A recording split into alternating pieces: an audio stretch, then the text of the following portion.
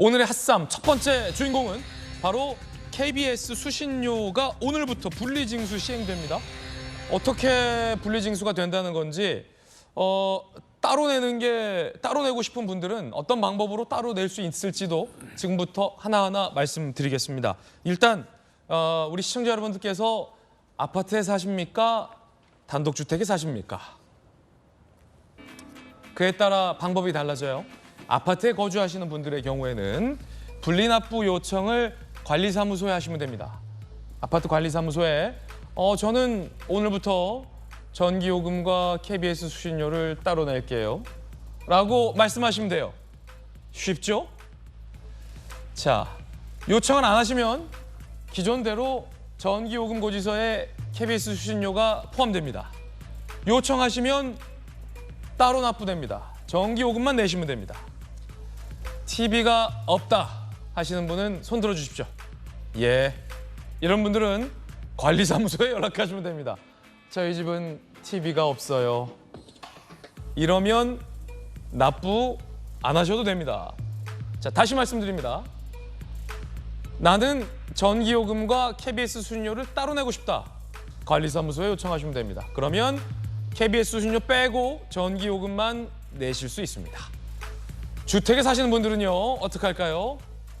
한전고객센터에 전화 한 통만 하시면 됩니다. 따로 낼래요. 그러면 이번 달에부터 수신료가 제외됩니다. 전기요금만 출금해 갑니다. 다음 달엔 수신료가 별도 계좌로 납부가 됩니다. 쉽습니다.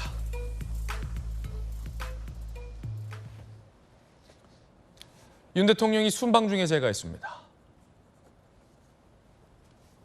나토 정상회의 참석자 리투아니아 방문 중인 윤 대통령 전자결제로 수신료 분리 징수를 제거했습니다. 이전 정부에도 문재인 전 대통령이 윤 검찰총장 징계안 등등 해외 순방 당시 전자결제로 제거한 사례가 많습니다. 장미란 문체부 2차관도 밝혔군요. 이야기를 들어보시죠. 이를 통해 국민들께서 수신료 납부 사실을 명확히 인지하게 되고 수신료에 대한 관심과 권리의식이 높아질 것으로 기대된다고 말했습니다. 정부는 앞으로도 국민의 일상에서 불편하거나 불합리한 문제에 귀 기울이고 이를 시정하는 일에 소홀히 하지 않겠다고 강조했습니다. 김영주 의원님, 네. KBS 수신료를 폐지하자라는 주장도 사실 많은데 폐지하는 게 아니고 지금까지 굉장히 이상한 형태로 쓱 전기요금에 포함돼 있었던 것을 분리해서 KBS는 당당하게 수신료를 걷어가고 국민들 입장에서는 마치 도둑요금처럼 숨어져 있었던 것을 분리해서 전기요금은 전기요금만 내고 수신료는 수신료대로 납부하겠다. 그거죠?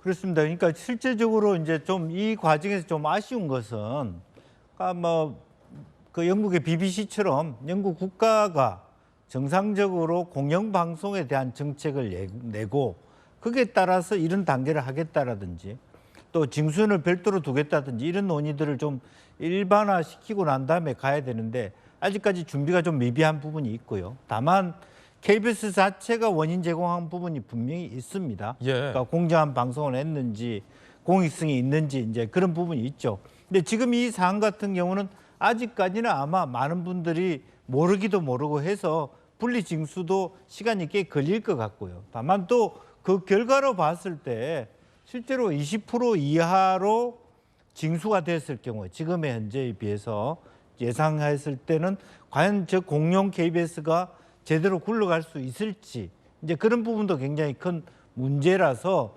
정부가 실제로 분리로 끝나는 것이 아니라 실제로 분리의 결과들이 나타났을 때 KBS의 그런 구조적인 하자 또 실제적인 어떤 재정적인 적자 이런 부분을 어떻게 처리할 것인지 아예 없애버릴 것인지 이제 그런 것들이 하나의 과제로 남아 있어서 조금 더 중요하게 하나의 제도적으로 방식의 변화로만 보지 않았으면 좋겠다. 그리고 또 헌법 소원을 낸다고 했을 때 그동안에는 사실은 징수원을 두고 걷는 것 자체가 KBS의 입장에서 더 공익적인 가치에 비하면은 효율성이 없었기 때문에 KBS에 손을 들어준 것이지 KBS가 잘해서 손 들어준 거 아니거든요. 네. 앞으로 새로운 방식에 있어서 헌재가 어떤 다른 결정을 할지도 한번 우리가 주목할 필요가 있을 것 같습니다. 원칙적으로만 따지면 전기요금에 포함됐던 건 KBS 편의를 봐주기 위해서였습니다.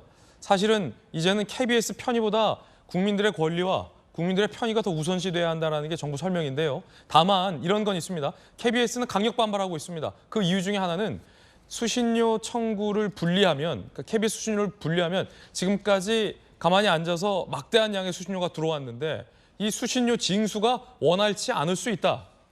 KBS는 강력 반발하고 있습니다. 헌법 소원까지 예고했어요. 징수 비용이 천문학적이다. 배보다 배꼽이 더 크다. 개정안 공포 즉시 헌법 소원을 청구하겠다라고 나섰습니다.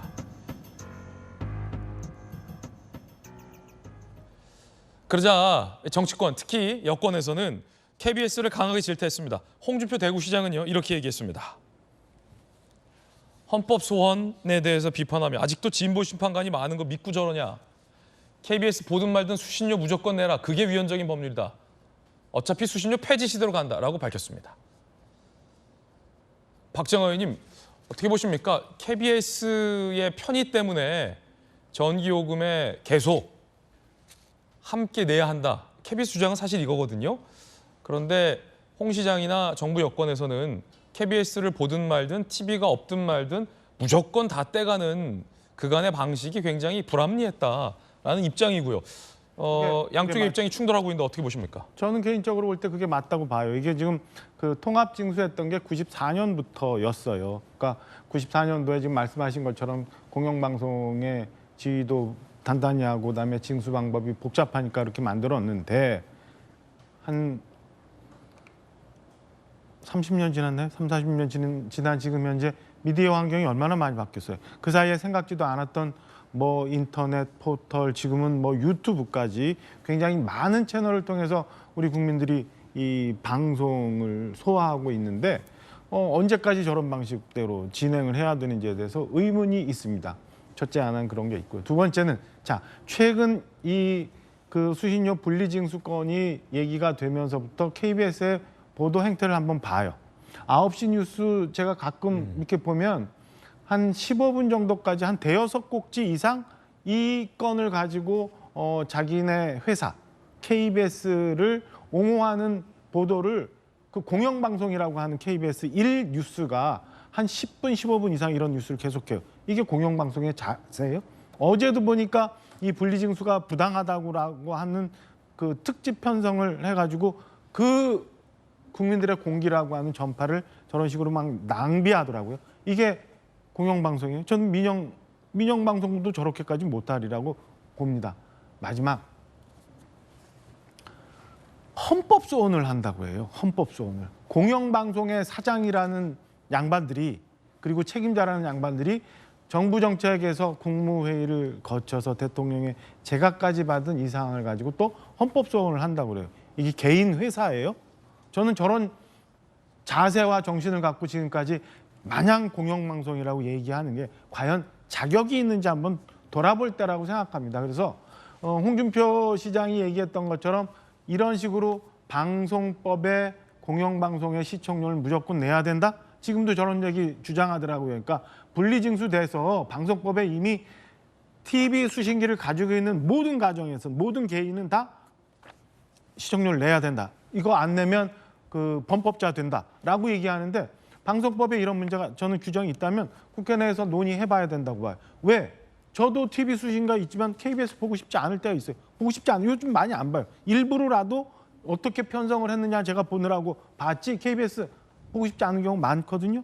이렇게 하면서 마냥 강제적으로 징수하고 국민들한테 범법자라고 사실상의 협박하는 거 저는 바뀌어져야 된다고 생각합니다. 그래서 세 가지 이유 때문에 저는 KBS가 정신 차려야 된다고 보고 마지막 저는 이 건에 대해서 헌법소원을 KBS가 하든지 말든지 그건 관계없이 방송법에 강제 징수하는 게 옳다라고 돼 있는 규정도 저는 국회 내에서 논의해야 된다고 생각합니다. 자, 반면 야당에서는 이 공영방송을 길들이기 위해서 윤석열 정부가 사실상 통제를 하는 거다라고 강하게 비판을 하고 있습니다. 박용진 의원님. 네.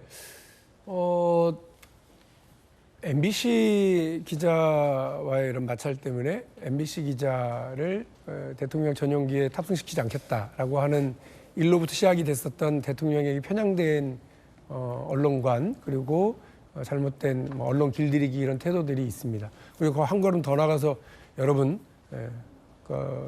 이른바 청와대의 핵심 관계자라고 하는 이핵관이라고 그러니까 핵심 관계자라고 하는 말을 처음 만들게 했었던 이동관 전 청와대 수석이 이제 곧 방송통신위원회 위원장으로 온단다라고 하는 얘기를 듣고 우리 채널A를 비롯한 모든 언론사가 다 또 이렇게 바짝 긴장을 하는 분위기라는 소식도 있습니다.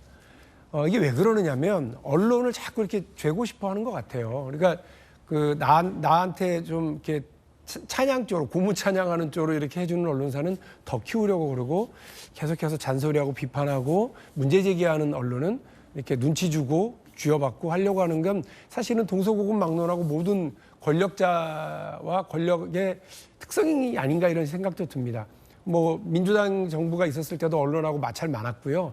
그렇습니다. 그러나 사실 이때 우리가 생각해야 될 건 입에 쓴 약이 몸에 좋고요. 귀에 거슬리는 이야기들 그런 말들이 사실은 충원인 겁니다.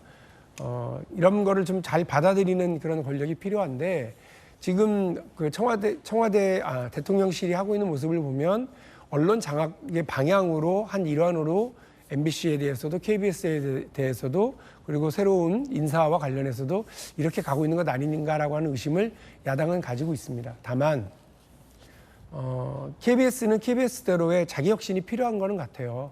그러니까 대통령실 중심으로 한 여당과 집권 여당이 자신들을 탄압한다 이런 인식만 가지실 게 아니라 국민들이 볼 땐 KBS가 자기 혁신이 필요한 지점들이 있습니다.